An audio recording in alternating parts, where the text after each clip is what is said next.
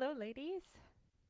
I decided to switch it up this week. I decided not to go live on YouTube, but come back to the Facebook group. How does that sound? And then I'll put it on YouTube, so you can go check it out there too if you want to. I highly recommend you guys. I am putting more stuff on YouTube. I've been doing more live videos on there. I've been doing this whole how-to series, which is why, hence the how to not overeat on the weekends. All on YouTube. Go check it out and subscribe. Okay? All right. I want to know if you've ever said to yourself, I do so well all week, and then the weekend hits, right? Have you ever done that? Well, let me pause here too, because I know I have new people coming in for the upcoming Empower Challenge. So if you don't know me, I'm Amanda Kelder. I'm a Christian weight loss and life coach, and I really love helping Christian women reclaim their self control around food so that they can live in more confidence, freedom, and joy. It's so exciting to watch my clients go from fear of food and having all their thinking surrounding food and when they're going to eat next or how they're going to avoid, the next, food at the next event and go into this space of peace, of true godly peace around a God-given gift, food. Okay, so let's talk about getting to some of that peace around food on the weekends. Okay, can you relate? Have you ever done well all week only to, ruin it on the weekend? And do you ever find yourself then being like, I'll start over Monday? And then you start over Monday and then you repeat the pattern like over and over and over again. It's kind of like a groundhog day, but it turns into a groundhog week, months, over and over years. And it's kind of crazy to think about too because you're like slowly gaining weight and it doesn't really make sense because most of the days you're eating okay. And so it's like, why am I doing this? I know it's not good for me. I don't feel good when I do this on the weekends. Why? If that's the question you're asking, I got you. I completely understand this. You're totally in the right place. Let's talk about it. Because obviously, what you have been trying hasn't been working since it just keeps repeating and repeating and repeating the same pattern. I always like to say, with every obstacle, God is giving us a lesson and He's going to keep giving us that lesson until we learn it. So there's just something to be learned here. And I am going to tell you about my experience firsthand. Like, this is something that frustrated me to no end. And it stole, I shouldn't say stole, but it really created a lot of fear and frustration and took away from that joy and that freedom that I really wanted to be having. And I knew I could have. I knew all of that was available through Christ. But I was still in the cycle of overeating and binging on the weekends. So after not only going through my journey, going through this, but coaching a lot of women who, there are very few that do not struggle with this. So you are not alone if you do struggle with this, okay? And there's usually three main culprits as to why you keep misstepping. You keep running into this obstacle on the weekends. And I'm going to give you the three reasons and then some tools, some first tools to help you solve for it, okay? Okay, number one. You are way too restrictive during the week. Yes, you heard me right. Like, you are too dang hard on yourself during the week. You only have salads, and even you only allow yourself foods that you don't even particularly enjoy. And that's all you allow yourself during the week. And you save all the good stuff for the weekend.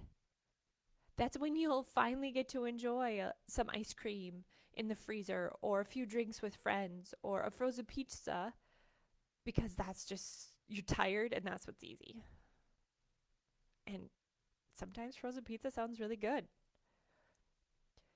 And I want you to really think about this. Are you punishing yourself from the weekend before?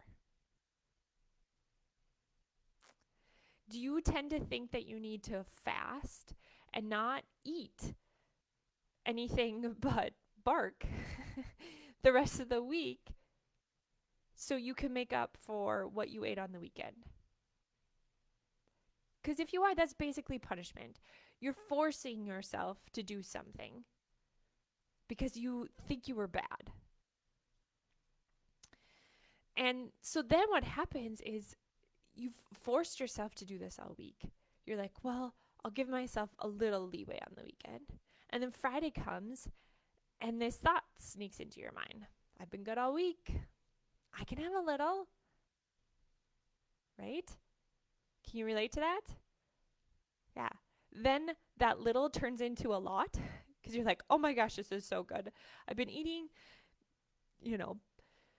leaves all week. I just want something like that's going to fill me up and taste so good. This is exactly what happens when we have a habit or a pattern of all or none thinking. You put yourself on this pendulum ride of back and forth, swinging from restriction to overeating and binging, and then restriction to overeating and binging. Here's the solution, you guys. Practice eating some of that bad food during the week. Plan it in. Let yourself eat a full meal that you actually enjoy on Monday, no matter what happened on Sunday. And make that frozen pizza on Wednesday night after church in youth group because it was a crazy night and everybody just needs something. Allow some of those things. Plan them in.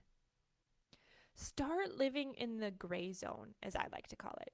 Instead of this all or none or black or white thinking, start being gray. And being gray looks like this. I had some ice cream tonight, and it was still a good day. I'm not a bad person because I had some ice cream. I didn't screw up. I chose to have it, and I'm happy with my choice. Why does this work? Because once you stop resisting and punishing yourself, that is when you really start making conscious choices and you start learning to love yourself. And when you love you tend to make loving choices for you. And I want to remind you, what you resist persists. And there's no condemnation in Christ. God doesn't require penance for something you did bad, but you're not bad because you eat ice cream. You're not a bad person. You don't need to punish yourself for that. Because all that thinking is just leading you to more eating. Okay, number 2. You don't have a plan for the weekend. You don't even think about a plan for the weekend. You don't even think about a plan for the weekend because you're even just scared to think about all the food that you might want and have to resist. Did you know that you don't have to know exactly what you're going to do all weekend, and you could still plan your food? Even if unexpected events come up, even if plans change, you could still plan your food. What? No, that doesn't even mean that you need to meal prep and bring your meals with you. No. You can just decide. At this meal, I'm going to make sure I have a protein and a vegetable. At this meal, I know I'm going to be at home for breakfast all weekend. I'm choosing not to do the pancakes, but I am going to have some eggs and some bacon. And then at the next meal, I'm going to make sure I have some veggies. and some protein to keep me full. And then maybe at my last meal, I have a feeling that we're going to go out to eat and I want some fries, so I'm going to have some fries at that meal. Okay? And if that's not exactly what happens, I'm going to pick the next best option for me, the most helpful option that's going to get me to my goals. Thinking through your weekend, even just making a loose plan is what I call it, will help you activate that prefrontal cortex, that beautiful God-given prefrontal cortex, and help you make better decisions for your future.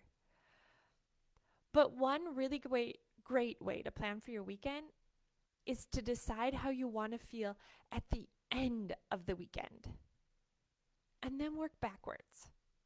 Okay, I use this technique all the time with my clients, even with myself. It was one of the things that really changed things for me in the weekends. Basically, what you do is you decide, I want to feel light at the end of the weekend. Okay, now I got to think backwards. If I want to feel light at the end of the weekend, what kind of choices am I going to have to make? Okay? And then I'm going to be making these choices so that I feel light. How can I set myself up for success to follow through on those choices? And you implement that plan. This tool works so well, my friends. I really have completely changed the hamster wheel that I was on of like literally binging just about every weekend and feeling like miserable by Monday. And there's a little more to this tool, a little more, instruction and fine tuning, but you can totally use this. And if you want to know more about this tool, don't hesitate to reach out and ask. We could talk about it more. Okay, the third reason. Okay? You glorify self-sacrificing. Yeah. Kind of a tough pill to swallow, and I know that some of you are going to get activated by this one. You may not even like what I have to say, but I'm going to say it. Because it kind of goes along with number one. But you neglect to do anything for yourself all week. You're only focusing on the kids, your husband, work, others. And by the weekend, you're empty. You're tired. You're wanting to fill yourself up. So you fill yourself up with food because it's easily accessible and you get a nice little dopamine hit after you eat it. You use food, if you've ever said, I'm just going to treat myself.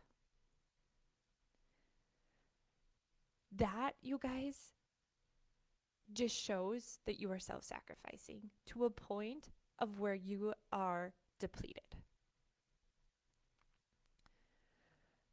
Basically, no one else is going to treat you, and you're not going to treat yourself during the week, so you're going to do it now. Like I said, this may ruffle a few feathers, but as Christian women, we often glorify neglect. We focus so heavily on others and what others need, we literally neglect ourselves. And this is often praised in our communities, in our church communities. But I want to question if this is actually truly biblical. Because what I see the fruit of neglecting ourselves is burnout, obesity, resentment, frustration, people pleasing, and many more. I don't know about you, but none of those things sound very God-given. Yes, we are called to serve others. Amen, 100%.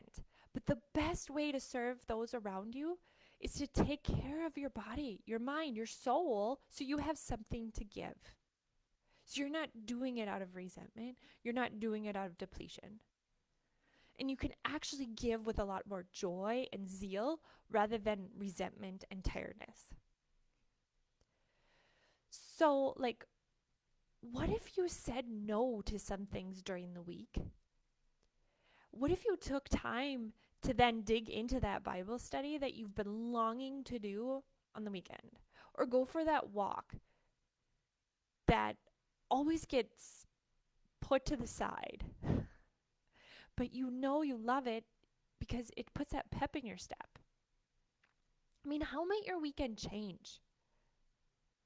How might your eating change if you actually fill yourself up with things that you actually need rather than food?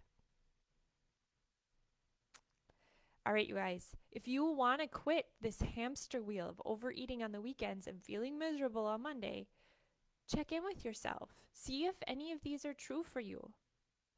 And if so, now is the time to start taking care of the root of the problem. Rather than forcing yourself into another diet and forcing yourself to eat nothing all weekend and just like pushing through the weekend, because you guys, that doesn't work. Doesn't work for the long term. And God has called us to live life abundantly. That doesn't sound like abundant living. So if you also find yourself stuck in like nothing is working, I'm going to be this weight forever, I hate feeling this way, you guys, talk. Just reach out to me. It's not true. God does not believe this, nor should you. Get empowered and start moving forward and living life abundantly. Okay, by the way, the Empowered Challenge is less than 3 weeks away. Yes, yay!